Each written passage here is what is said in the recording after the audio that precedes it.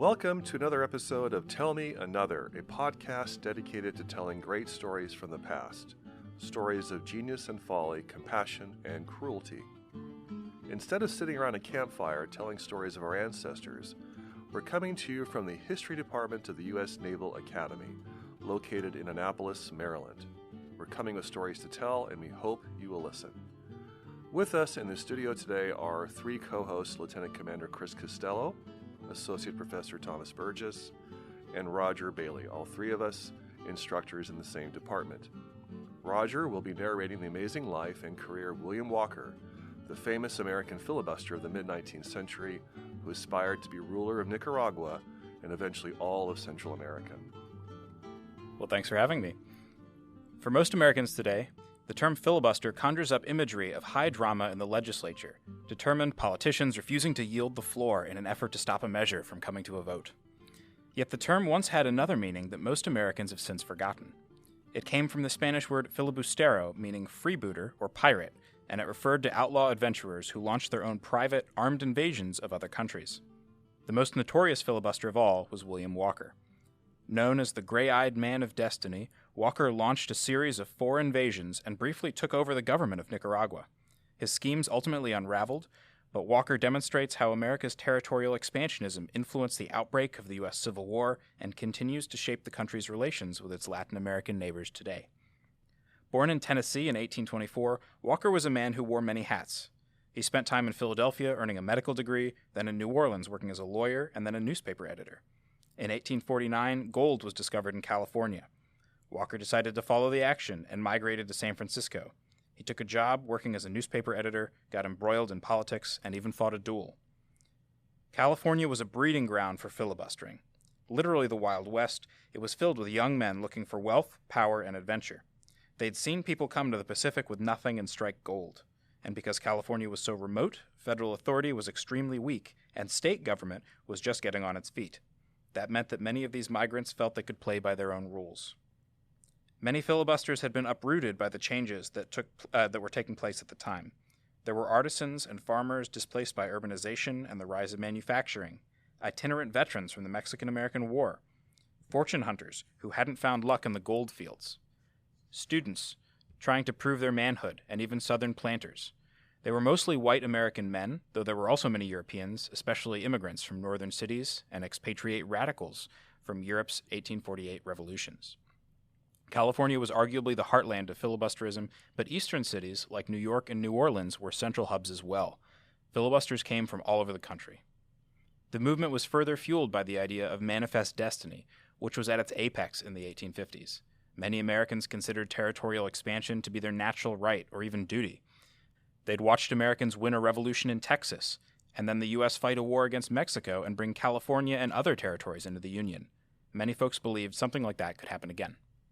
So, Roger, an interesting point for Walker at the apex in his heydays is in the 1850s, but filibustering and freebooting have a longer history in the U.S. despite being prohibited by multiple neutrality acts, specifically the first one in 1794. Some Americans engaged in freebooting with French support into Spanish Louisiana in the 1790s, trying to gain access to the Mississippi River. There's a handful of other ones that were pushing for access into Florida, and then later into Texas, and then into Central and South America, organizing themselves, like you'd mentioned, out of California ports. What seemed to tie this all together was a desire for access to land and resources, a lot of times beyond restrictionist mercantile and colonial policies, and that's what was animating these earlier filibusterers. But these mid-century expeditions started to become much more intertwined with a desire to expand slave territory and slavery itself. Early American efforts to stop some of these filibusters and freebooters were pretty simple and easy to solve. Sometimes the conspiracy became publicized, but in some cases they even took down a sitting American senator. So most famously, William Blount, who was serving as a senator from Tennessee, was trying to undermine Spain in Louisiana and thought that he could get some assistance from the British and use the Royal Navy to attack a number of critical port cities in the Gulf of Mexico. And his letter was leaked publicly all the way up to the president. And this is actually the reason that we end up with the Neutrality Acts in 1794. So this seems to be almost as American as apple pie. It is. It goes right back to the beginning, and people don't realize Aaron Burr, who's most famous, as a vice president and as the man who killed Alexander Hamilton in a duel, like arguably was a filibuster himself. That launched his own expedition down the Mississippi River with intentions, presumably of taking land from Spain or New Orleans itself. There's a lot of ambiguity there. Yeah, this is also interesting, Roger. And with all these other examples in mind that Chris just mentioned. My question is, what counts as filibustering as opposed to just political maneuvering? Yeah, that's a great question because filibustering by its very nature is shady and blurry. There's a broader type of adventurer and fortune hunter that these filibusters are coming out of that tend to tell everyone sort of different versions of their plans as they're carrying out their operations, and then they tend to shift them whenever they see opportunities. So there were a lot of these folks who would say that they were just peaceful colonists or prospectors or something like that, and sometimes they may really have even had an intention, or at least a half intention, of doing that.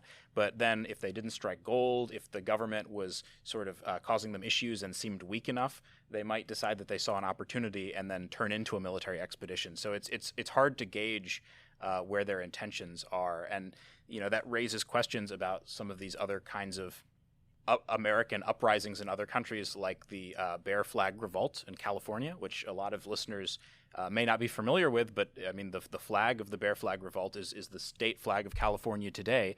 It's an uprising that took place right at the beginning of the Mexican-American War by a bunch of American settlers in California, or the Texas Revolution for that matter, where you have peaceful settlers who then turn on the host government. You could even raise questions about a situation like Hawaii, where you have that you have native-born Hawaiians who launch a coup against the monarch, but they are native-born white American descent Hawaiians. So it's hard to draw a line specifically.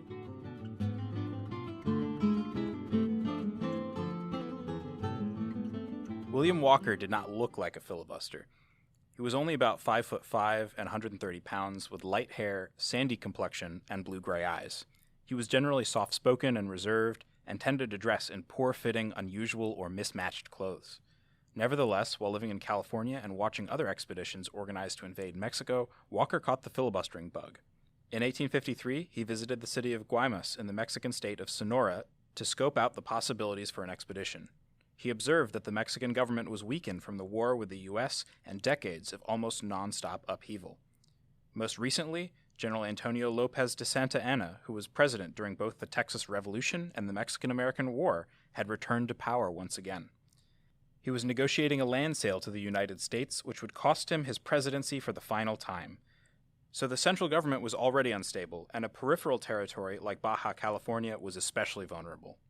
Mexico City was unable to protect it from raiding by Native Americans or American filibusters. Failing to get Mexican approval for a plan to start his own settler colony, Walker returned to San Francisco. There, he openly recruited for an invasion of Baja California and the neighboring state of Sonora. Though he was violating a U.S. law known as the Neutrality Act, which barred Americans from waging war against foreign governments, Walker was becoming a bit of a local hero. In fact, the state government actually obstructed federal officials when they seized his ship. Walker wound up sneaking out of San Francisco a few days later on another ship with about 50 men. With the element of surprise, he and his small band managed to capture the capital of Baja California, along with its governor. In triumph, Walker then declared himself the president of the Republic of Sonora and Lower California. Though receiving some positive press and reinforcements from California, things started unraveling for Walker almost as quickly as they'd come together. For one thing, he still hadn't set foot in the province of Sonora, which convinced many Californians that the expedition was a farce.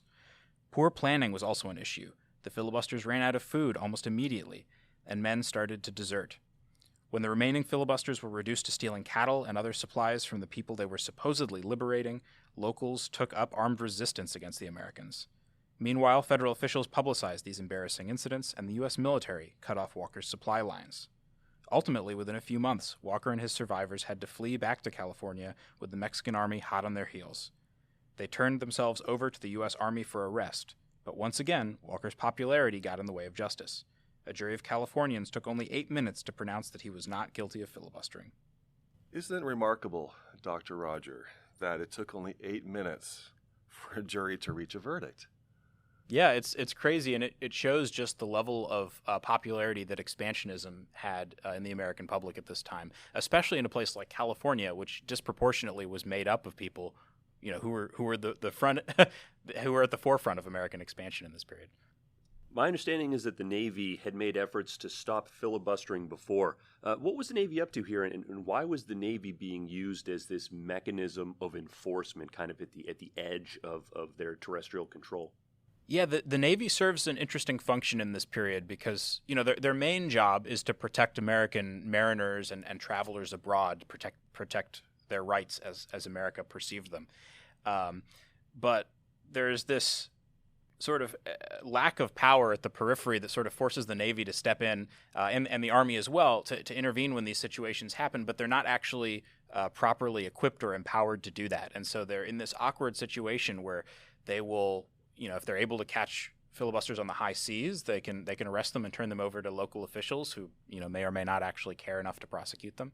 But otherwise, they have to act as sort of deputies in accordance with civilian officials on U.S. soil. They're not authorized to enforce the law on U.S. soil, and they certainly aren't allowed to enforce American law on foreign soil. And so they have to try to find sort of creative ways of intervening if the filibusters have actually landed, or they risk getting in trouble, and that's ultimately happens to some naval officers who decide to intervene. Many of the filibusters had been Army veterans themselves in some capacity before. When the Army was pursuing Walker and then the Navy was later involved, were there supporters of these filibustering efforts within the ranks of the military at the time? Yeah, that's a great question, and it's something that scholars debate today, just how sympathetic they were. There was some sympathy. There were a handful of officers, at least in the Navy. I've noticed a couple who, were considering joining filibustering expeditions, and John Quitman, who is a prominent Army general, actually does try to organize a filibustering expedition for a while, though he ultimately winds up calling it off. So there is certainly sympathy that exists. But interestingly enough, my own research has made it clear to me that that's actually not the dominant attitude in the Navy. Even when there was a lot of sympathy, they really dislike the illegal part of this expansionism because it disrupts U.S. relations. It endangers, peaceable, law-abiding Americans who are traveling abroad and makes the Navy's life harder. And in the case of this expedition here, it actually undermines or risks undermining an American attempt to purchase land from Mexico. So there's, it's happening in opposition to sometimes legal American expansion. And so even expansionist military officers are usually uncomfortable with it. But not always. Some of them are truly sympathetic.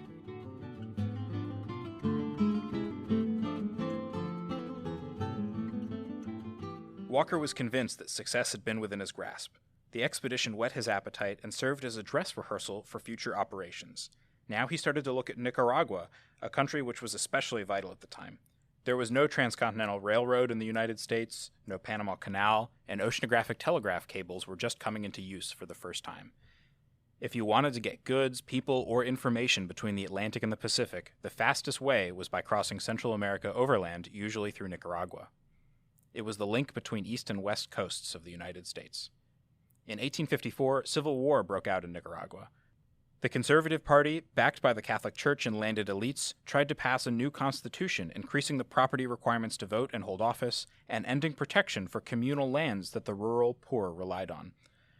These changes would consolidate wealth and political power in the hands of the white elite. This triggered an uprising by the opposition Liberal Party, who favored economic modernization and greater democracy. Many held an idealistic view of the United States and believed that American immigration would aid these goals, bringing in investment, benefiting local business by encouraging American travelers to pass through the country, shielding the country from British imperial ambitions, and perhaps even shoring up democracy. To support their goal, liberal leaders reached out to Walker and concocted a scheme to get around the Neutrality Act and bring in more recruits. The liberal claimant to the presidency, Francisco Castellón, gave Walker a large land grant based on the promise that he would bring a party of armed men as settlers. After arriving, though, as residents now of Nicaragua, these so-called settlers could legally join the military. Walker agreed, and in May 1855, he and 60 recruits from San Francisco managed to evade federal authorities again and sailed to Nicaragua. There, he soon developed a terrible relationship with the senior liberal general and refused to join his army. Instead, he recruited hundreds of native and foreign fighters into his own, largely independent force called the American Phalanx. With every success the Phalanx had on the battlefield, more Nicaraguans joined his force, and more American filibusters traveled to Nicaragua to sign up, in the hope of finding adventure or winning land. Within a few months, the Phalanx captured the conservative capital of Granada and ended the rebellion.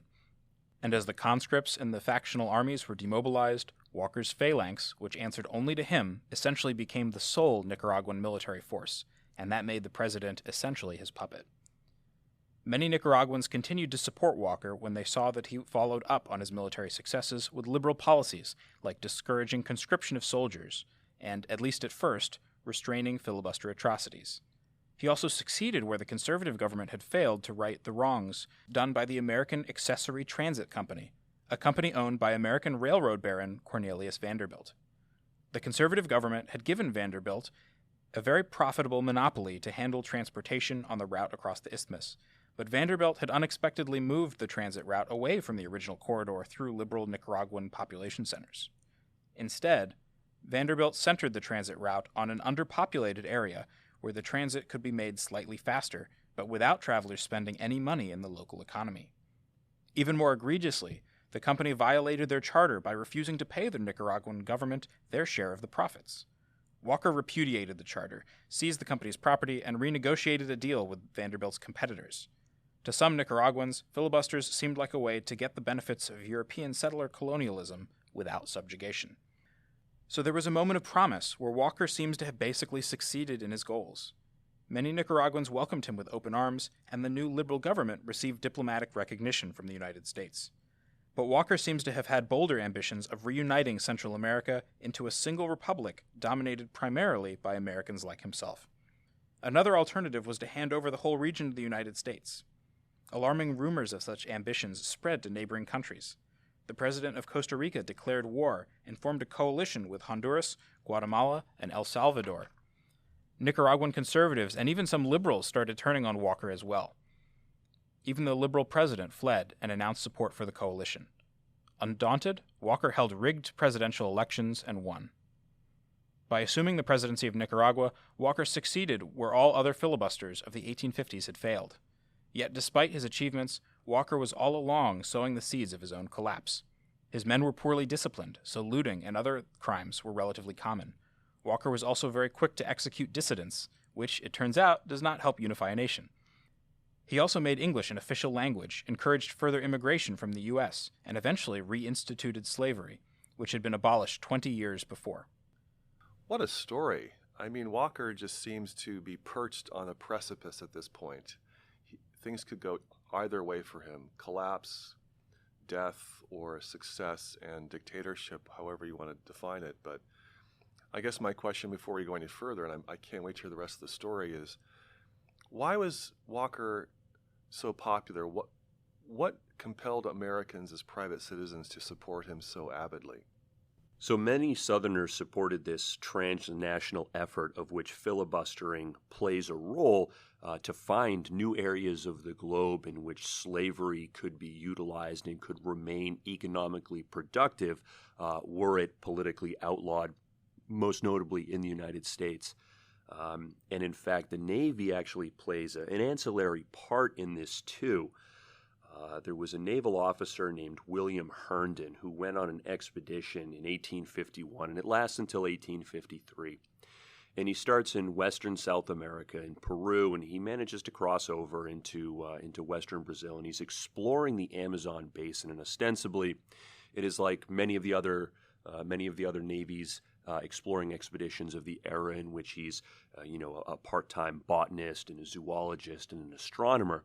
But the undercurrent of his expedition was to determine whether or not it might be feasible for Southerners to move into this Amazon basin along with enslaved persons so that it could become economically productive were slavery to be abolished in the United States.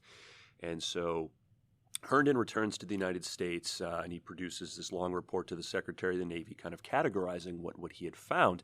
But his kind of secondary purpose to that was, as Karp and Johnson have identified, of determining, like, is it feasible to move slavery elsewhere in the world, and then have laws and morality, of course, chasing it to end that practice. Yeah, that's a great point. There is this large pro-slavery expansion movement here, and filibustering. Matthew Karp actually talks about how filibustering sort of gets a lot of attention as part of this, but in reality, it's not really that meaningful a contributor compared to the way that, like, the Navy and some of these other organizations are able to do things, are able to direct policy a little bit more, capture the public mind a little bit more. Walker actually earlier in his life had been pretty moderate on the slavery question, arguably even slightly anti-slavery.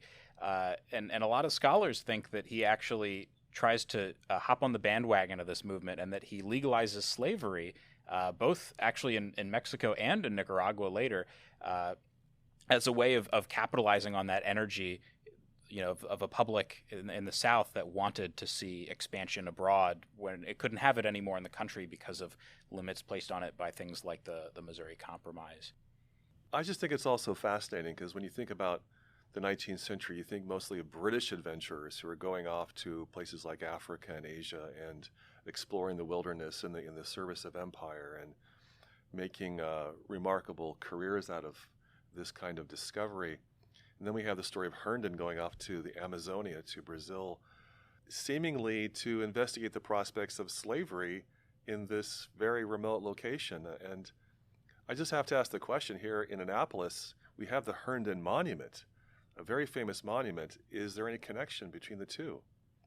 There is. So Herndon, after serving a number of years in the Navy, after his exploring expedition down to the Amazon, was in command of a mail steamer, so a government-chartered mail steamer, and he was captaining it, and it was going from Cuba back to the east coast of the United States. And in 1857, off the coast of the Carolinas, it ran into a storm. The ship started flooding. The flooding put the fire out in the boilers, and you lose propulsion. It's a bad day for the ship, and it starts to sink. And so Herndon's able to send out a distress signal, and he's able to start getting women and children off of the vessel. He allegedly gives his watch to another woman to give back to his wife, who remains back in the United States. And he makes the decision to go down with the ship, so kind of embodying these ideals that we like to see. But he dies in 1857, and that's kind of the height of his popularity there. Were he to be alive throughout the Civil War, he may very likely have, like his brother-in-law, Matthew Fontaine Maury, resigned his commission in the U.S. Navy and joined the Confederate Navy, but he dies. And as a result of the timing of his death, he's lionized here at the Naval Academy. 3 years later, they build a very famous monument to him, and it's a rather simple obelisk, and the midshipmen here attempt every year after their first year to climb up it after it's been greased. It requires a degree of teamwork. It's not a short monument by any means, and it's become something of a Naval Academy tradition. And so the Academy has it because they want to exemplify those ideals of helping the less fortunate to survive, perhaps these notions of chivalry. And so that's probably a nice way to say that, people are very complicated. And despite Herndon's efforts of trying to expand potentially this awful human practice of the time of enslavement, gives his life in a noble manner. That's just fascinating. It's important to note, too, that this affiliation between filibusters and this larger pro-slavery expansion project actually causes problems and undermines a lot of federal projects like Herndon's exploration and Matthew Fontaine Maury's guidance of American exploring expeditions in Latin America, because a lot of countries see that filibusters are presenting themselves one way as trying to carry out a certain kind of mission, and then in reality it turns into a land grab, and so they see even peaceful attempts to open up the country as being potential filibustering expeditions, and so they start shutting down access for Americans.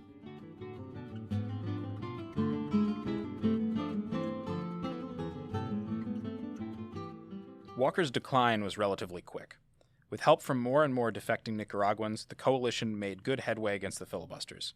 The Allies also received help from Cornelius Vanderbilt. As one of America's most powerful shipping magnates, Vanderbilt was not a good enemy to have. Vanderbilt did everything he could to cut off supplies, financing, and reinforcements from reaching Walker. He also shipped the coalition money and arms and sent agents to advise their army and to steal back his ships. Ultimately, Walker and the last of his forces were trapped in the town of Rivas in western Nicaragua until the U.S. Navy intervened in May of 1857.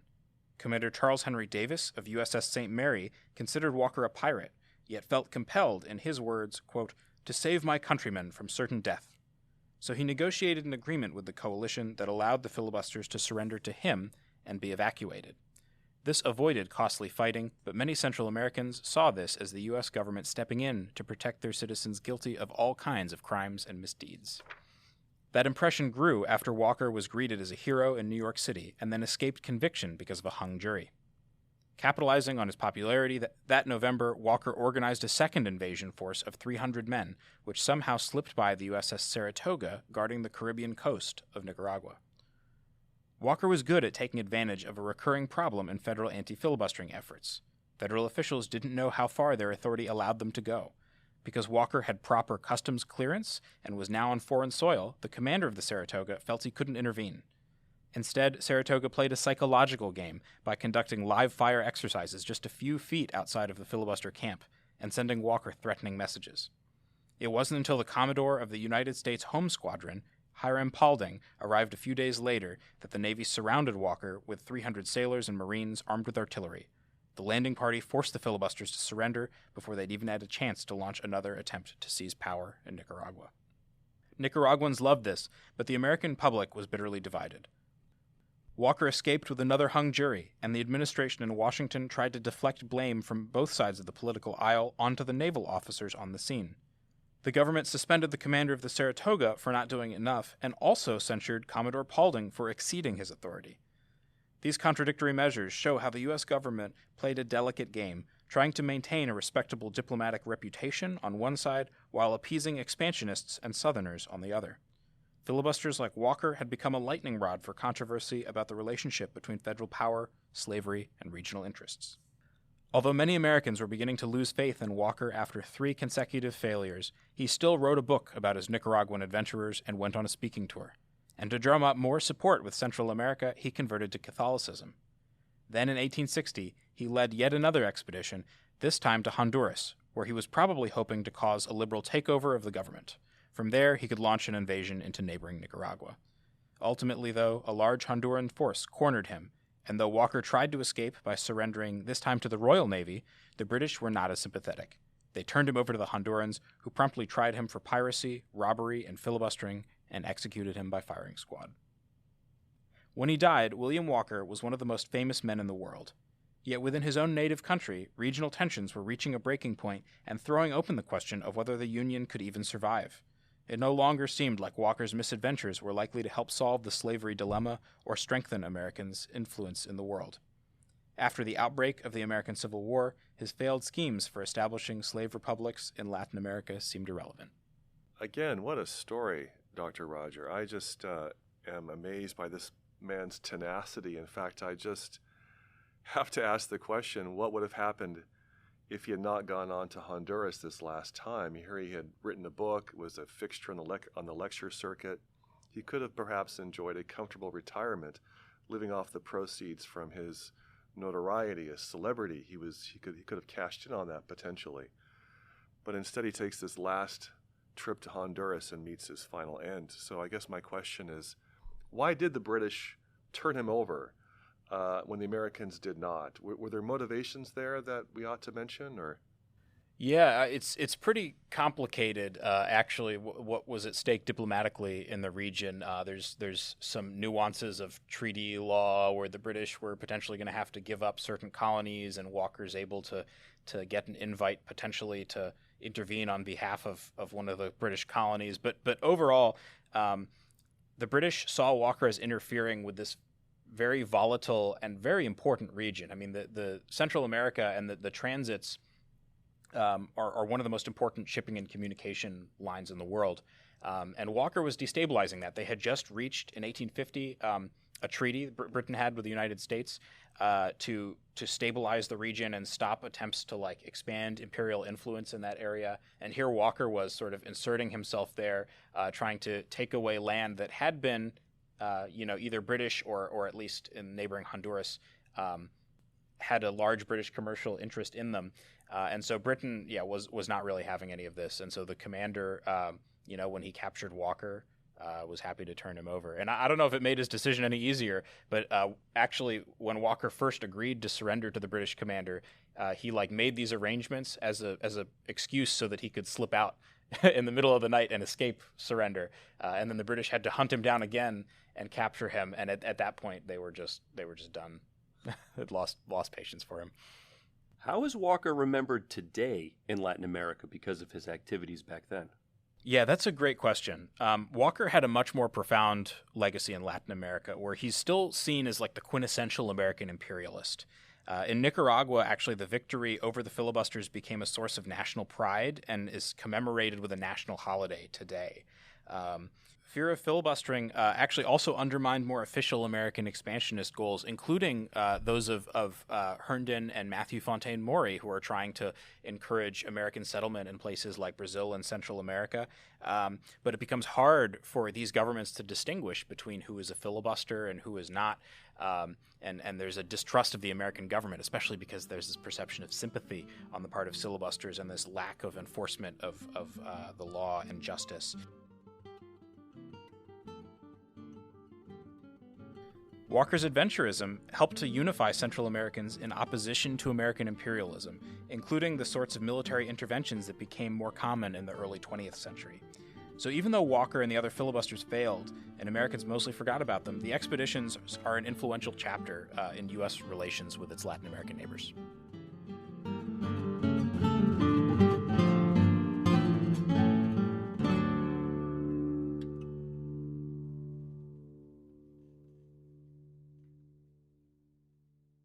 This has been a production of the History Department at the U.S. Naval Academy, located in Annapolis, Maryland.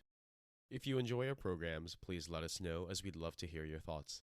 You can reach us on Twitter and Instagram at USNA History, and our email is historyproductions-group@usna.edu. For more information about the History Department at the Naval Academy, please visit usna.edu/history.